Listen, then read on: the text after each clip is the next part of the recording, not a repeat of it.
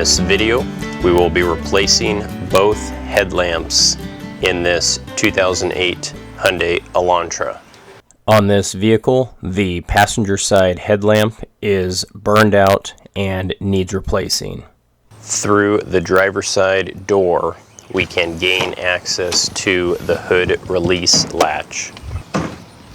By releasing our safety latch, we can gain access to the engine bay.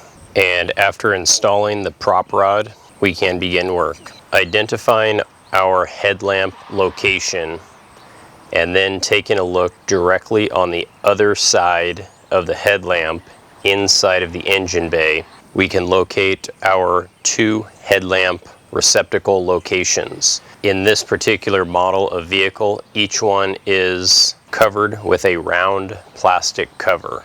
Depending on if your high beam or low beam headlamps are burnt out will depend on the location of the cover that you will remove. For this particular repair, we have a low beam headlamp that is burned out and needs replaced. The passenger side low beam headlamp is located directly behind the windshield washer fill tube. By rotating the plastic cap counterclockwise, we can remove it from the assembly.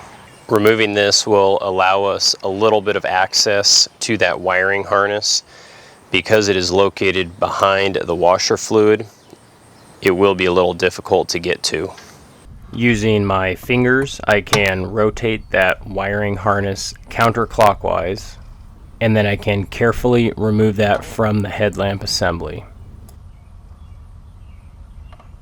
If we take a look at the light socket, the light bulb actually fits into two small grooves.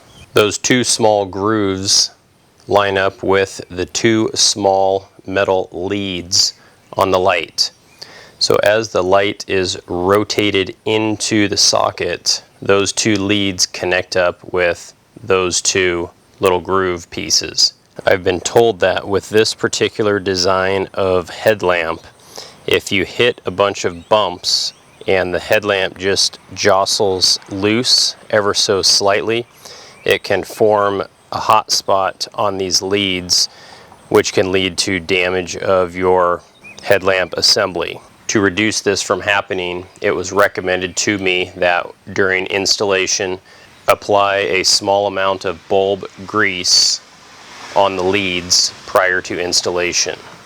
At this point, you also want to make sure that the new bulb looks like the old bulb and that the number on the new bulb matches the number on the old bulb.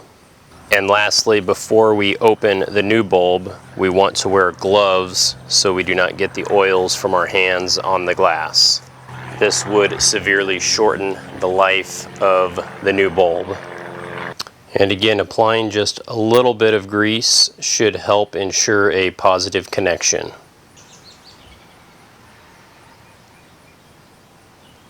Installation is done in the reverse of the removal. Just make sure you're not touching the glass of the new bulb. Once seating the light bulb in the socket, you can give it a slow but firm rotation clockwise. When it gets fully seated in the contacts, you may hear a click. And lastly, we can replace the dust cover. The driver's side headlamp assembly side of the vehicle is set up very similar to the passenger side. We have two dust caps, one for the high beams, one for the low beams.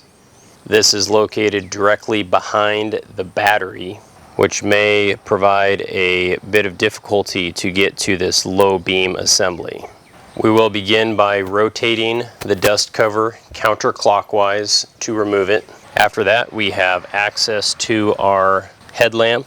We're going to rotate that counterclockwise and wiggle that out. A little bit of bulb grease on the contacts. We can then reinstall the new bulb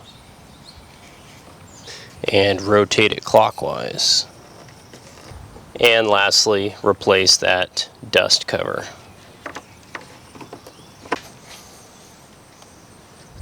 Once finished, we can close the hood and test the headlamps.